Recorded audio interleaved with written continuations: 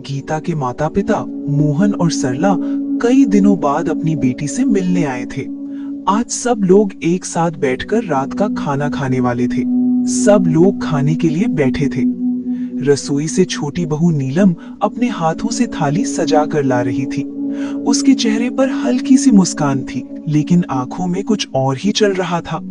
वो एक खास थाली गीता के सामने रखती है। उसी समय दरवाजे के पास खड़ा भोला सब देख रहा होता है। उसके चेहरे पर शक साफ दिखाई दे रहा था। जैसे ही नीलम पीछे हटती है, मालिक, एक बात कहनी थी। सबकी नजरें उसकी तरफ मुड़ जाती हैं। क्या बात है भोला? मालिक, ये जो छोटी बहू ने बड़ी बहू के सामने थाली रखी है, इसमें मुझे कुछ गड़बड़ लग रही है। कुछ दिनों से मैं देख रहा हूँ, छोटी बहू खाने के साथ कुछ ऐसा करती है जो ठीक नहीं लगता। पूरा माहौल एकदम शांत हो जाता है। चुप, तुम एक नौकर हो, तुम्हारी हिम्मत कैसे हुई मुझ पर इल्जाम लगाने की? छोटी बहू, मैं झूठ नहीं बोल रहा। अगर मैं गलत हूँ तो आप ही ये खाना खा लीजिए। मैं बड़ी बहू के लिए दूसरी थाली ले आता हूँ। नीलम एक पल के लिए घबरा जाती है। हाँ नीलम, अगर कुछ गलत नहीं है तो तुम खा लो। कम से कम सबको तसल्ली हो जाएगी। नहीं, वो मैं अभी भूखी नहीं हूँ। कोई बात नहीं छोटी बहू, थोड़ा सा ही खा लीजिए। मैंने कहा ना, मुझे भूख नहीं है। नीलम, बात घुमाओ मत, सीधा सीधा खा लो। नीलम पसीना पसीना होने लगती है। अगर कुछ नहीं है तो डर कैसा? छोटी बहू, खा लीजिए। नीलम, ये आखिरी बार कह रहा हूँ, खाओ इसे। नीलम के हाथ कांपने लगते हैं। वो पीछे हटती है। नहीं, मैं ये नहीं खा सकती। क्यों?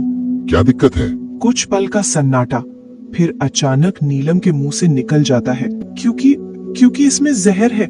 जैसे ही ये शब्द निकलते हैं, पूरा घर सन रह जाता है। सरला हैरानी और दर्द में, नीलम, ये क्या कह रही है तू? मोहन टूटे हुए स्वर में, तू इतनी गिर सकती है अपनी ही बहन के साथ? रमेश गुस्से और सदमे में, नीलम, तुमने ये क्या किया? गीता के साथ ऐसा क्यों? गीता चुपचाप खड़ी रहती है। उसकी आंखों में आंसू होते हैं, लेकिन वो कुछ नहीं कहती। नीलम रोते हुए, लेकिन सच्चाई सामने आ चुकी होती है। मैं बस उसकी खुशियां बर्दाश्त नहीं कर पा रही थी। सब कुछ उसी को क्यों मिलता था? मैं हार गई थी, इसलिए। बस बहुत हो गया। जिस घर में बहू बनकर आई, उसी घर को बर्बाद करने चली थी तू। नीलम रोती हुई वहीं बैठ जाती है। उसकी सारी चालें अब उसी पर भारी पड़ चुकी थीं। रमेश धीरे धीरे गीता के पास आता है। गीता, मैंने तुम्हें समझा ही नहीं। मैंने तुम्हारे साथ बहुत गलत किया। गीता आंसू पोंछते हुए धीरे से कहती है, गलती हर किसी से होती है, लेकिन उसे मान लेना ही सबसे बड़ी बात होती है। भोला और मीना एक तरफ खड़े होते हैं। उनके चेहरे पर संतोष होता है कि उन्होंने सही समय पर सच सामने ला दिया। सच चाहे जितना भी छुपाओ, एक दिन सामने आ ही जाता है। उस दिन के बाद हवेली में सब कुछ बदल गया। नीलम की जलन और बुराई का अंत हो गया और गीता की सच्चाई और अच्छाई की जीत हुई।